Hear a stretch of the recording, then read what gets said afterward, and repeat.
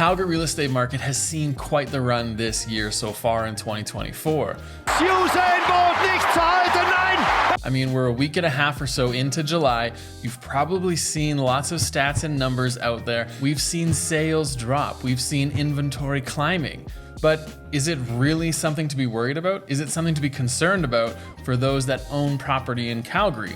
Is this run over? Well, summer has historically been a little bit of a slower market. However, it hasn't always felt that way over the past number of years. This year, we've seen a 13% drop from last year's sales numbers in June. But did you know that the average number of sales for the month of June is 2,300 sales that are between 2014 to 2023, so a 10-year average. And this June, this year, we had 2,738 last month in June. Well, that's still 15% above the 10-year average. Now, what about new listings? Well, the inventory in our city, we saw a drop of new listings coming on about 4% year over year.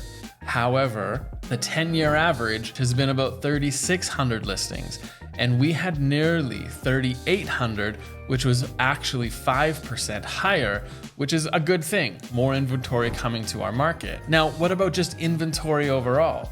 Well, this has been the Achilles heel in our market with what seems like no homes available if you're trying to find, or they're just moving so quickly. There's lots available, but they move quick, right? If we look year over year, we are up around 8 to 9% compared to 2023. But the 10-year average, well, that is about 6,300 homes available for our inventory. And in 2024, in June, we saw only 3,787 homes.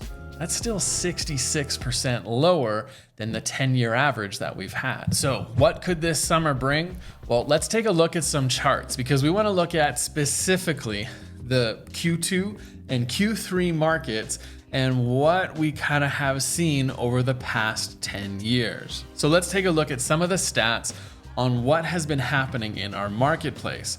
So the inventory per month over the last number of years, just this last number of year, you can see that we have finally surpassed the number of inventory that we had last year. And there's a lot of years above that, and we're still really, really low because we had 3,787 homes that were available at the end of the June. Now, let's take a look specifically at just what has happened in the Q2 and Q3 inventory here. So when you look at these numbers specifically and this chart where it's zoomed in a little bit and we're just looking at Q2 and Q3, you can see right away that the orange line right here is this year, 2024. The green line right here is 2023. And if you've been in our market for a while, let's say you've lived in Calgary for quite a while, you would remember a very different market even just 5 years ago. 2018 and 2019 are actually these two lines right up here. It's a lot of colors. There we go. So these two lines at the top are 2018 and 2019. They were the highest number of inventory that we had in our market. And now we are looking at having the lowest inventory in our market. There is a big shift that kind of happened. So what I want to do is I want to look at a few trends, a few things in the chart here that are going to help understand a little bit of what's going on. So let's take a look at new listings. The new listings that came on the market was 3,798, and that was for this month. Last year was the green line right here, and you can see that it kind of followed the same pattern. Last month, we had way more new listings than we did last year, but 2022, it was almost the exact same. So there is a trend that we are going to probably follow right through here. Most years are very, very similar, despite how many properties are actually selling, the new listings coming on. It's more of how long are they staying on the market and how many are actually selling compared to what's coming on the market. When you look at this zoomed in a little bit closer, you can easily see there is a solid trend right through the summer months. And in September, there is a little bit of an uptick that happened for most of the years. But you can see that there is a very, very simple trend for new listings. A lot of people don't put their homes on the market into the summer months. They wait until fall. When they're back from holidays, things are a little bit different. I mean, in Calgary, you only get so many months of summer, so people enjoy them. And for many, many years, actually, this time frame, beginning of July, is the start of the slower season. And that's where we are right now. What happens? It's the Calgary Stampede. And for most people in our city, that is kind of a trigger for summer is starting. Now, sales, that's a little bit of a different story. When we look at the chart over the last number of years, you can see that we still have a high number of sales when you're looking backwards compared to what our city has looked like. So we're sitting at 2,738 sales for last month, which, yeah, absolutely is a lot less than the green line right above here. That green line is last year, and that was a record-setting year. So for sure, we're gonna have a slower year because we cannot keep setting records. I don't wanna keep setting records for this. I want our market to settle out a little bit so then we have some balance in between buyers and sellers. This market, sure, is great. A lot of people and comments say things like, it's great for agents because they make more money. Well, no, it's actually really frustrating for agents because we're not just making more money, we end up having buyers that are really frustrated because they can't purchase something. So having a balanced market where we aren't seeing crazy ups or crazy downs is actually the best market for us and for you. And so I would like that to come back into our market, and maybe we will see that in the future, but there is so much demand for our city still. And so when we zoom in on this, you can clearly see two different sections here. The top section and the bottom section. The top section is made up of our hot years, and the bottom section is made up of our slower years. And so you can see a trend in here. This green line is 2023, and that was our hottest. And truth be told, we most cases, you can see right here, most lines are on a decrease going into September. Last year, it was very, very strange because we actually had an uptick into August. Will we see that again? I don't know. I really don't know. But the bright orange line right here is where we are currently sitting at. Now, most likely, we're gonna end up somewhere right in this range when it comes to July. And most likely, I don't think we will see this number, and there's a few reasons why, but I think we're gonna be sitting closer to this range as we go into August. Now, here's where I do think we're gonna see a little bit of a difference. Let's go back to September. Most months and most years, you'd see a little bit of an uptick. There's a few in here that you see go up, but most cases it kind of goes through, stays steady. I think this year we are actually going to see our black line go up a little bit. Not that steep, but it's gonna go up. We are gonna see a little bit of a wave going into October. It's gonna be for a couple reasons. The big one is people waiting on the sidelines for interest rates. By the time we get into mid-September, which is when typically our market kind of flattens out in terms of it's steady, it's not dropping anymore coming out of summer, or it's not really slow, it kind of picks up again going into the fall. That usually happens September 10th to September 20th, somewhere in that time frame. And a lot of that is because people are back in rhythms. They're back from holidays, they're back into the rhythm of life. Okay, let's make that decision, let's make that move. Oh, these homes came on the market, or let's list our house once we get back after the long weekend in September.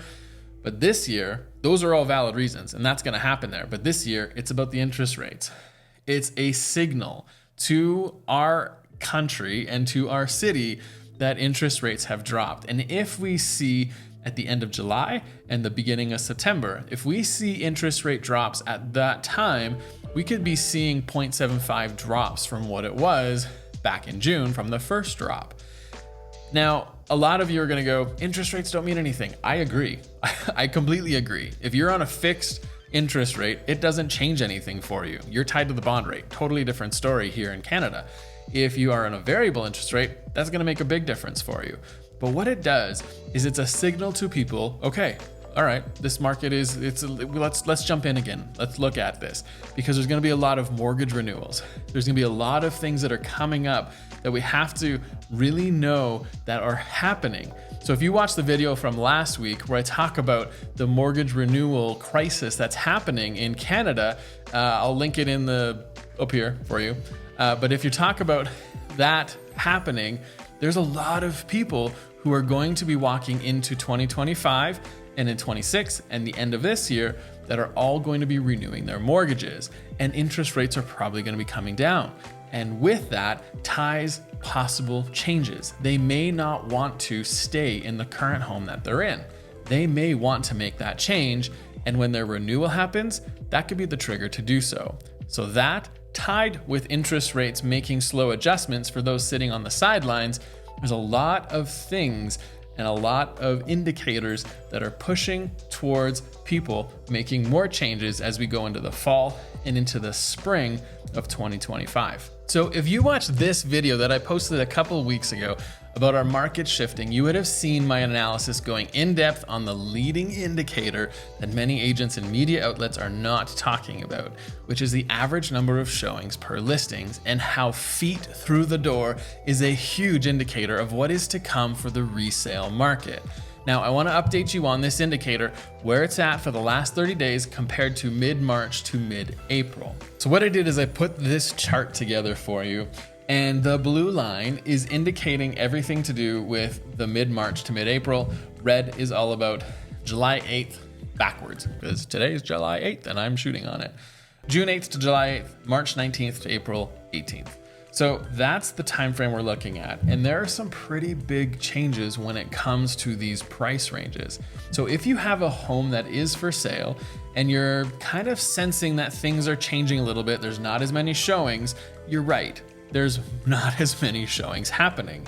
In fact, on average, across all price ranges between 200 to 1.2 million, we've actually seen a 25% decrease in showings. We went from 19 showings on average per listing down to 15.1. So that's a pretty big jump when it comes to change in the momentum of the feeling of how many people are coming through your door. So some of the other price ranges, the biggest one that we saw was right here between $400,000 to $500,000. That price range actually saw a 40% drop in the number of showings. They went from about 25, 24 average down to 17. That's a pretty big change. However, there's still 17 people coming through. There's agents on our team that have never really felt a different market because they've been doing it for about 3 years, let's say. And over the last 3 or 4 years, our market has been pretty full, pretty heated, right? And so someone said to me the other day, man, I've shown 30 properties to somebody. And I was like, interesting. Well, what price range? Well, they said around the 8 to 9, like 9 to a million in that price range. And even that price range has seen about a 23% drop in the number of showings, from about 16 down to about 13. And what's interesting about that is I remember times when I would be showing 40, 50 properties. There just hasn't been the amount of inventory for buyers to look at. So as a seller, if you are noticing that your home is not selling as quickly as you wanted, as urgently as you need, because you might have waited right up until the last minute to list your property, because that's what you were advised to do, you may have missed that urgent window. That urgent window kind of started slowing down end of May, early June. It's easy to look backwards and know where things kind of changed, but sitting in the middle of it, it's really hard to notice that change unless you're looking at data. That's what we do. That's how we look at this stuff.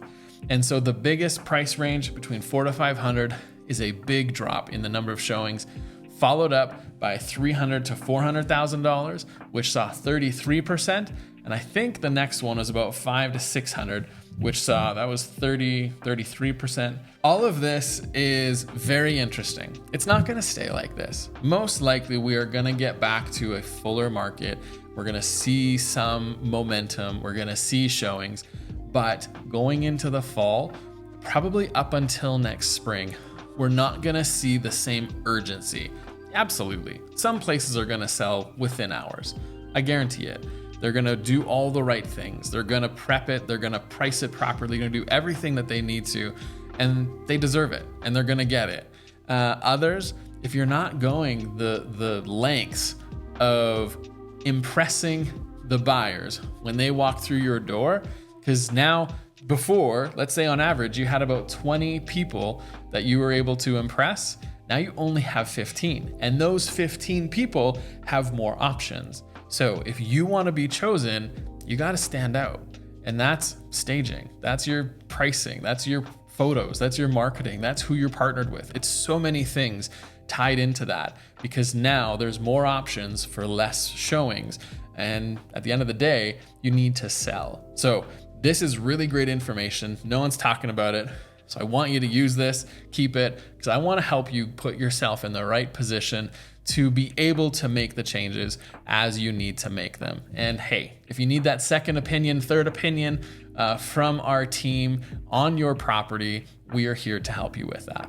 So I want you to download this market report. All of these charts, well, most of them, are coming from this report, but there's lots that I'm not even talking about in the video here today. So if you want to know a breakdown of all the different property types, the different areas, you want to talk about different cities around Calgary, all of that information is in this report. So go in the description, grab it, subscribe to our channel so you can get updates as things happen. But let's jump into a bunch of the stats in here that we can start talking about. And here are the months of inventory. The months of inventory have seen an increase from 0.94 months up to 1.38 months.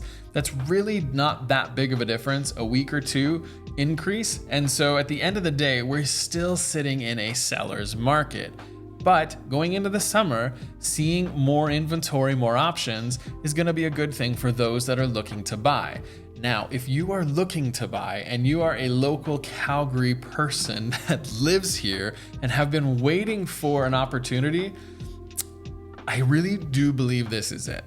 In talking with our team over the last week, a lot of us have shared the sentiment that right now, between now and probably into October, November, is a fantastic time for you as a local Calgarian to purchase a property. Now, why is that? Well, the reason is because many of those buyers who are bringing a ton of cash from Toronto and Vancouver aren't buying the city up like they used to, because their prices have come down a little bit and they have seen a little bit of a slowdown in some senses. More inventory for them, prices have decreased a little bit, and it's a little bit softer. We've heard from many of those people say, you know what, I think I'm just gonna stay where I am because things are a little bit more affordable. But it's not gonna stay that way forever. There is going to be a time, maybe it's next spring, I don't know, but there's going to be a time where they're gonna be ready to come again, because they know about Calgary now, and there's still many that are open to that option. As soon as Toronto, GTA, Vancouver, Greater Vancouver, all of those areas start seeing increases again in their prices, which they most likely will over the next year or two, they're gonna start realizing it's unaffordable again, and where are they gonna go? Right here. So there's an opportunity, a window for you in Calgary who are wanting to make the change and are tired of fighting with out of town, unconditional, crazy number offers. This might be it. So that's why when I see this change a little bit, that's a good thing. I know it's not gonna go all the way back to a balanced market, but there's a window of opportunity. I don't want you to miss it. And if that is the case, reach out to us because we can help you build a strategy. Email us info@Chamberlain Group and we'll help you figure that out. But let's take a look at all property types. So in the month of June, all the different property types had a little bit of an increase to their months of inventory. Detached homes, so you can see everything right down here, it's all still in the seller's market, but detached homes went up to 1.39 months, semi-detached went up to 1.29, row houses or townhouses went up to 1.13, and apartments up to 1.5. So apartments are the slowest market in our city, and townhomes are the fastest moving, okay? So that's what's happened. Not a huge change. Again, it is still very, very low and things are still moving quickly, but again, you have 19 down to 15 people looking at your property, and those 15 have more options to look at. So really, there's just you got to put your best foot forward if you're selling your property. Now, if we take a look at benchmark pricing, so for detached homes in June, which is the red line up here, we ended up seeing $767,600, which is a 12% year-over-year increase and about 0.8% over last month in May. Semi-detached, we got the beautiful blue line. It's like our colors, right? Our beautiful blue line. Semi-detached properties went from up to $686,100, which is also a 12% year-over-year increase, but a 1.2% month over month. Now, row homes, that is the gray line, which I do find interesting. Over the years, I mean, this line right here was a lot tighter, and there's a bigger gap going here. I don't know if condos will close that gap or not between townhomes. I don't know. It'll be interesting to watch. But anyways, townhomes went up to $464,400, which is a 16% year-over-year increase, but only about a 0.4% over last month. Now, apartments are up to $344,700, which is a 14% year-over-year increase and a 1.2% increase over last month. However, the peak that you can see, this little peak that you can see right there, was the peak of condos, and that was in April at $346,000. So we've kind of not increased really, we've actually decreased from the last couple of months. So what I want to share with you now is something that's a little bit interesting when it comes to quarterly stats, Q1 and 2 versus Q3 and 4. So over the last 4 years, 3-4 years, you can see Q1 and 2 have definitely had the bigger push. It's the spring market. Usually you end up seeing that. But what's really interesting is regardless of how big or small the big blue push was, whatever that means, the red has also responded. Each year, we've had between 27,400 up to 29,600 sales. So there's actually been a window of sales for all 3 years. So some people have been asking, what is going to happen the last half of this year? Well, here's my prediction.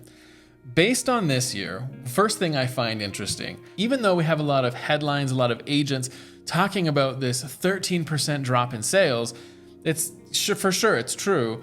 But we also had more sales in the first 2 quarters this year than we had in the first 2 quarters of last year, which is great. So there's been more momentum in terms of sales that have happened. Now, what's going to happen in terms of the latter half of the year? Well, if we predict that potentially right around 27,000 sales are going to happen this year, we're going to see potentially this number right here. That's 11,880 sales happening in Q3 and 4 of 2024. Now, that's actually still higher than what we saw in 2022. Because there was such a massive push at the beginning of the year, we ended up seeing this change a little bit. So where is this going to put us in the line? I honestly believe we're going to be sitting right somewhere in this section. It's going to follow the trends. We're not falling off the market. The city is not done. It's not over. This is where we are at. And if stats are super important to you, get the market report that we have and go watch this video over here because we have a lot more stats for you.